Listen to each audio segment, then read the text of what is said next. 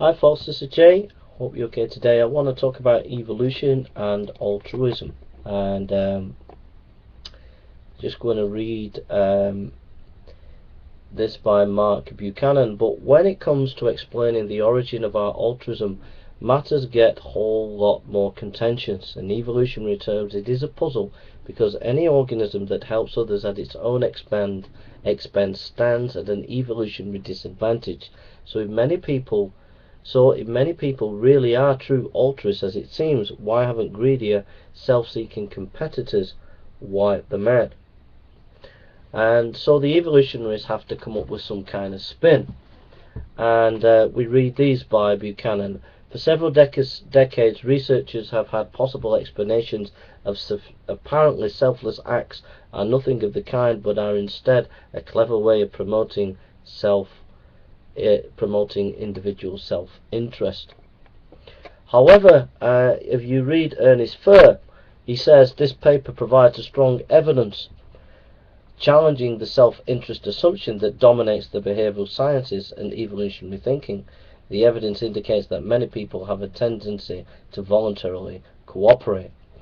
Basically, what I'm just saying is that there's a bit of a confusion within the academic world about altruism, and there are different schools of thought, and evolutionary thinkers in these areas, in the social sciences and psychology, have not come to grips with altruism. They can't explain the fact that people can actually do kind things, loving things, and it's not from a pure selfish motive, that it is actually purely self-giving, and their evolutionary model can't answer that.